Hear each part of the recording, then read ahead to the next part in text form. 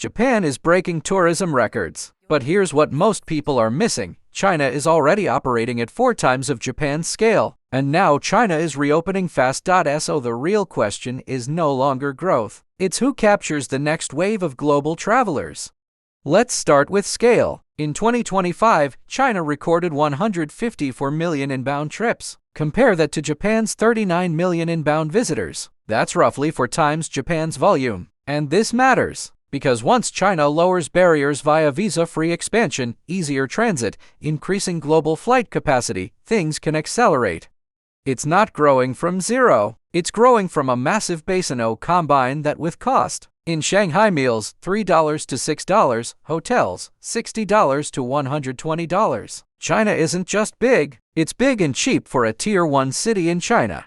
Now Japan. In 2025, about 39 million inbound tourists, a record but still far smaller in absolute terms. In cities like Tokyo, Osaka, Kyoto, meals range from $8 to $40, hotels $150 to $300 plus. Japan's model is different. Fewer visitors than China, but higher spending per visitor. The risk? That balance can shift.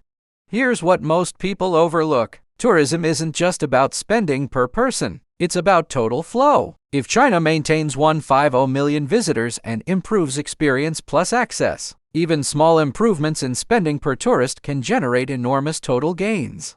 Meanwhile, Japan relies on fewer visitors, but needs them to spend more. That's a more fragile model than it looks, and prices for foreigners have been quickly rising in Japan.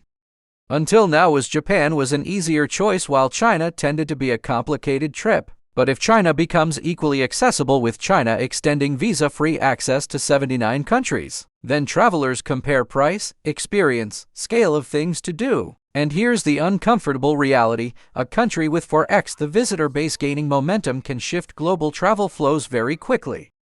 But here's where the story gets more uncomfortable. China isn't just competing on price anymore. It's engineering viral, must-see experiences. Across the country, cities are building attractions designed to be filmed, shared, and talked about.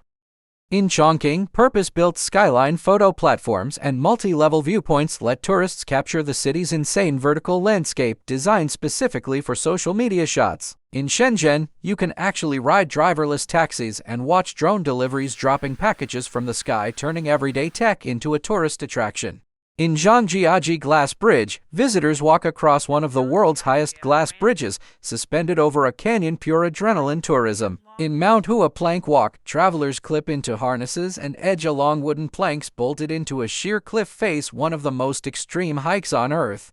This is not random. China is building bucket list moments at scale because today, the destination that wins is the one people can't stop sharing.